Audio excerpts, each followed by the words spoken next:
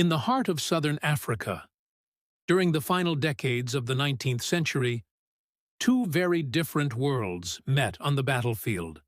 On one side stood the Zulu Kingdom, forged through strength, strategy, and unity. It was a society built on discipline and military brilliance, inherited from the legacy of Shaka Zulu earlier in the century. On the other side stood the British Empire, industrialized, expansionist, and determined to bring southern Africa under its control.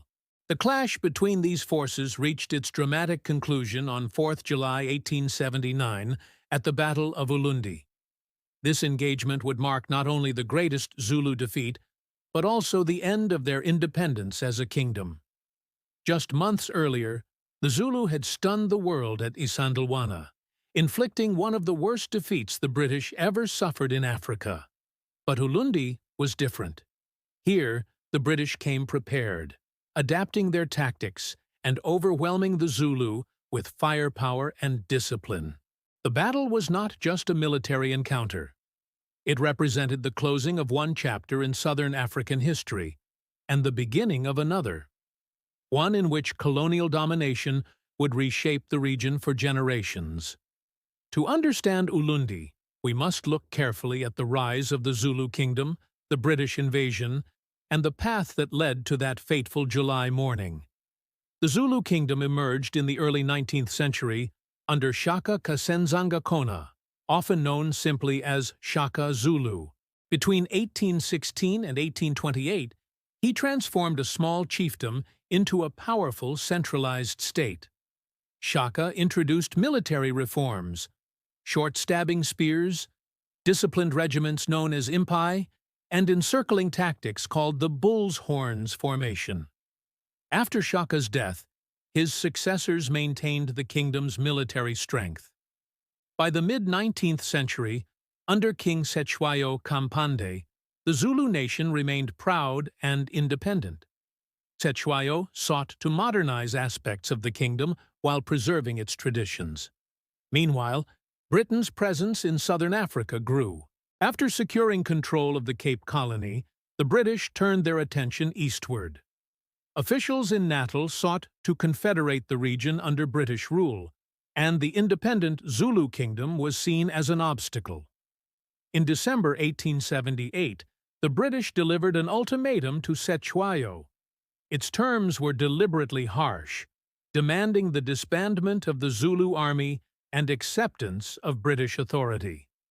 When Cetshwayo did not comply, the British launched their invasion in January 1879, beginning the Anglo-Zulu War. The war's opening months shocked the world. On 22nd January 1879, at Isandlwana, a Zulu impi of around 20,000 warriors annihilated a British column. Over 1,300 British and colonial troops were killed. The victory proved that the Zulu could defeat a modern European army under the right conditions. However, the British soon regrouped. Reinforcements arrived, including seasoned regiments and heavy artillery. Command was taken by Lord Chelmsford, determined to avenge the earlier defeat and crush Zulu resistance once and for all. By June 1879, British forces advanced deep into Zululand, moving toward Ulundi, the royal capital. Cetshwayo gathered his forces for a final, decisive defense. The Battle of Ulundi took place on 4th July 1879 near the Royal Kraal, the central enclosure, of Ulundi on the banks of the White Mfolozi River. Lord Chelmsford commanded a force of around 5,000 infantry, supported by cavalry and artillery. Unlike at Isandlwana, where British troops were caught in an exposed camp, Chelmsford meticulously prepared his position. He arranged his men into a hollow square, a formation with soldiers on all sides and artillery at the corners. This square allowed the British to defend from every direction simultaneously. Opposing them was a Zulu army estimated at 12,000 to 15,000 warriors, composed of several regiments loyal to King Cetshwayo. They gathered with traditional weapons, assegais, shields, and a few firearms. Their morale remained strong. Many hoped to repeat their earlier triumphs. As the sun rose over the veld, the British advanced toward Ulundi. They crossed the river and began forming their square on open ground. The Zulu army appeared, moving swiftly across the grasslands. At around 8:30 a.m., the Zulu launched their attack. They advanced in the classic bull's horns formation, two flanks curving to encircle, and a central chest charging directly at the British. Drums and war cries echoed across the plain as the Zulu closed in. The British held their ground. Their artillery opened fire, followed by disciplined volleys of Martini Henry rifles. The sound of gunfire was relentless. Wave after wave of Zulu warriors pressed forward, but the formation held. The open terrain gave the British a clear field of fire. The Zulu reached within close range at some points, but the combination of concentrated fire, artillery shells, and cavalry counterattacks began to break their momentum. British Gatling guns, early rapid-fire weapons, poured streams of bullets into the advancing ranks. After about 30 to 40 minutes of intense fighting, the Zulu formations began to falter. The British cavalry moved out from the square to pursue retreating warriors, cutting down those who lingered. By late morning, the battle was over. Thousands of Zulu warriors lay dead or wounded. The British suffered relatively few casualties, around a dozen killed and 80 wounded. The royal kraal at Ulundi was captured and burned. The flames rose into the sky, symbolizing the destruction of Zulu power. King Cetshwayo fled into the countryside, continuing to evade capture for several weeks. But the Zulu Kingdom's independence had effectively ended on that July day. The Battle of Ulundi illustrates the decisive impact of technology and tactics in 19th-century colonial warfare. The Zulu had proven at Isandlwana that courage and strategic movement could overwhelm an unprepared modern force. But at Ulundi, the British came fully prepared. The hollow square formation, supported by artillery and rapid-fire weapons, neutralized the Zulu advantage of mobility and encirclement. Open terrain and superior firepower created conditions the Zulu could not overcome. Cetshwayo's decision to confront the British in a pitched battle rather than rely on prolonged guerrilla tactics has been debated. Some historians argue he sought a decisive engagement to protect Ulundi and the royal authority it represented. Others suggest he hoped for a miracle similar to Isandlwana. Ulundi also reflects the broader pattern of the time.